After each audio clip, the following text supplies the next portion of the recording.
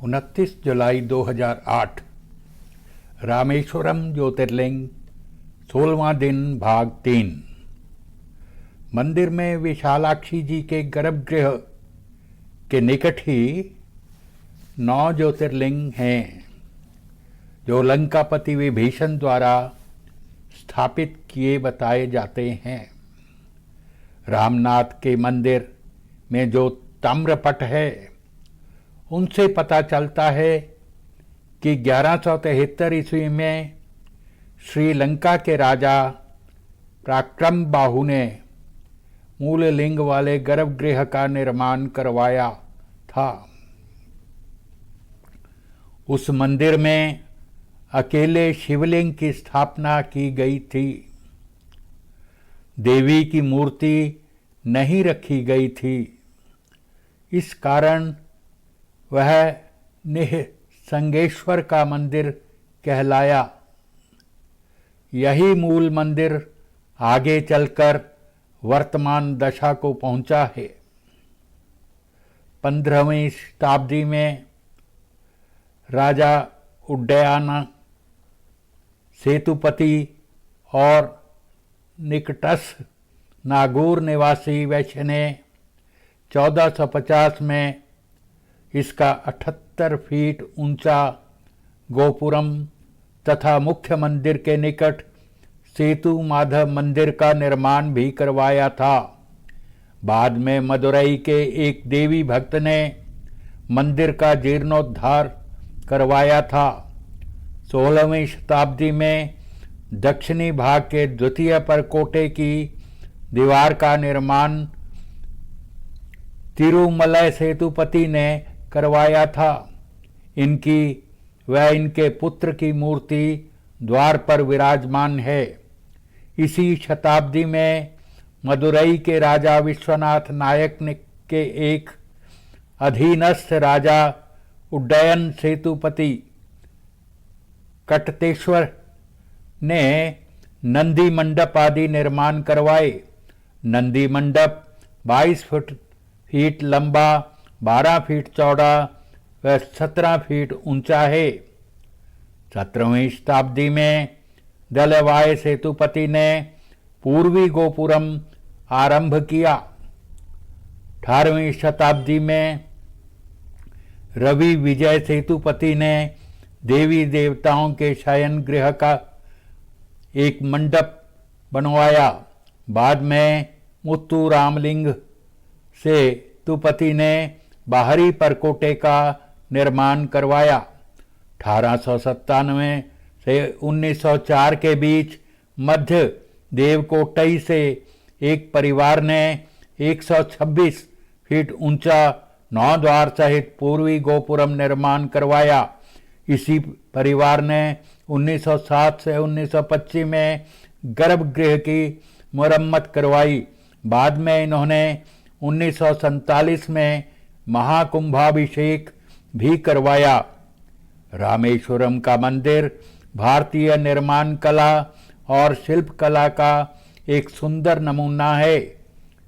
इसका प्रवेश द्वार 40 फीट ऊंचा है। प्राकार में और मंदिर के अंदर सैकड़ों विशाल खंभे हैं जो देखने में एक जैसे लगते हैं, परंतु पास जाकर जरा बारीकी से देखा जाए तो मालूम होगा कि हर खंभे पर बेल बूटे की अलग अलग कारीगरी है। रामनाथ की मूर्ति के चारों ओर परिक्रमा करने के लिए 3 प्राकार बने हुए हैं। इनमें तीसरा प्राकार 100 साल पहले पूरा हुआ था। इस प्राकार की लंबाई 400 फुट से अधिक है।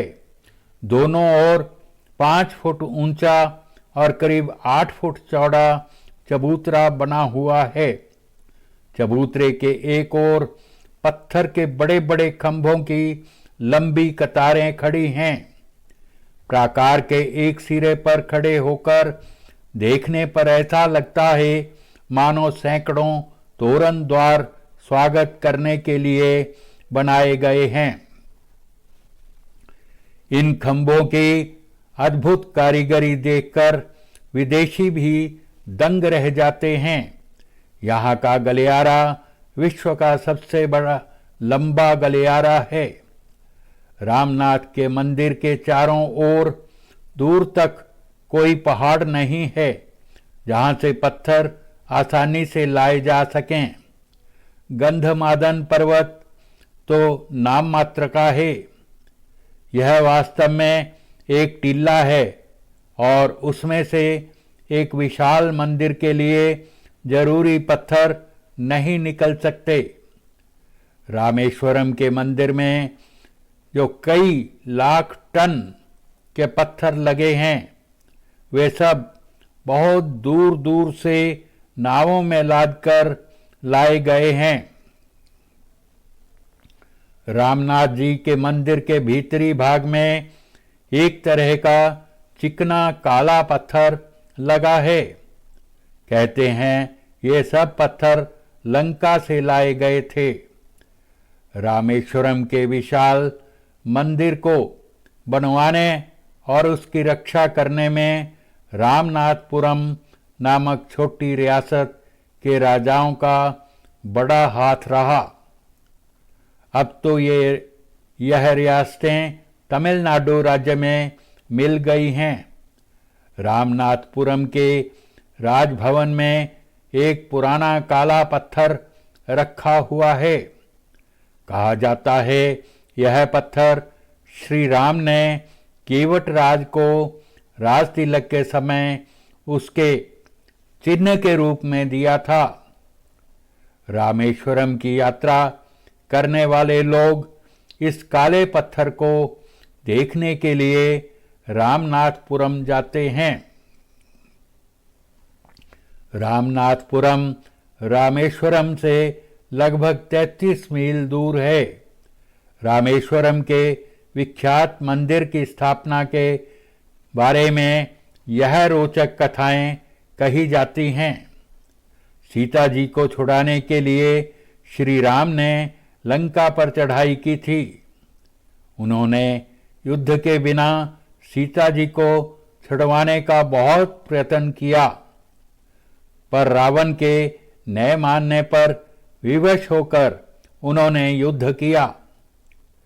इस युद्ध हेतु श्री राम को वानर सेना सहित सागर पार करना था, जो अत्यधिक कठिन कार्य था।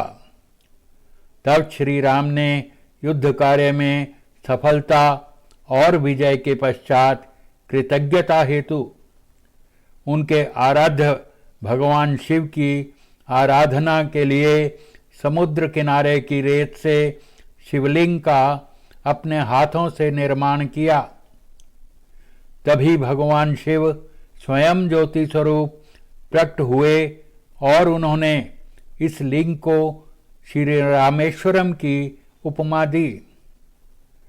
इस युद्ध में रावण के साथ उसका पूरा राक्षस वंश समाप्त हो गया और अंततः सीता जी को मुक्त कराकर श्री राम वापिस लौटे। 16वां दिन भाग 3 समाप्त।